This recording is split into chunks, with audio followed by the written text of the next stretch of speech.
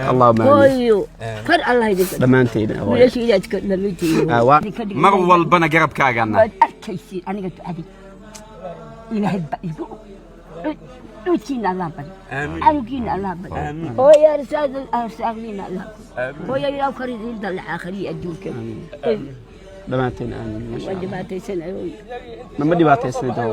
anaga garabkaaga amiin ma dhibaataysanid maanta kadib dhibaato ma arkaysid amiin maanta kadib dhibaato ma arkaysid insha Allah indhaha maxaa loo fiiqi waayo sabab indhaha haddii la fiiqi ka waran waxba waan waayey maxaa weyse lacag miskiin xoolo mali xoog mali waxba ma haysto asigana soo ma shaqaysid waa naafa male gacan male gacan buu leeyahay wax ma qaadi karo aad iyo aad guriga maxaa lagu biilaama ega guriga kaalin hoojadan صح نيجانا كوسي ها دليل هي والله iga soo raray laga soo raray ku kal mali saakay markii uu bixin kari waay khayr bay degan tahay soo fiirso ku soo صح hawno wadama yani baraka baan hay baraka oo xabba markaan u waayay imika saakay soo raray ninkan ay yiri marka halkan aad goojeedana ku siiyay baca u raadso الله الله الله Soomaaliya dad aad u qiimo badan waa isjecel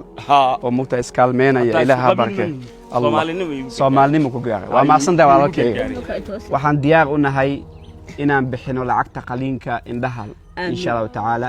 sidoo kale buushkaasna waxaad ku dhisataan oo insha Allah taala kugu noolaataan amiin biidnillah subhanahu wa taala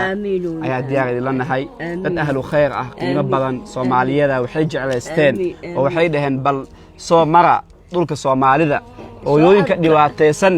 yaani ka farxiya amiin idinka Allah idinka farxiya amiin idinka Allah idinka farxiya amiin idinka kor Allah idinka اللهم آمين hooyo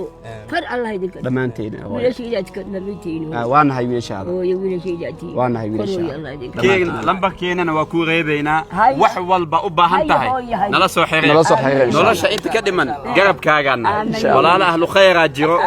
oo diyaar u ah mar walba garab inay ku noqdaan ما شاء الله ملهدي الله يكمل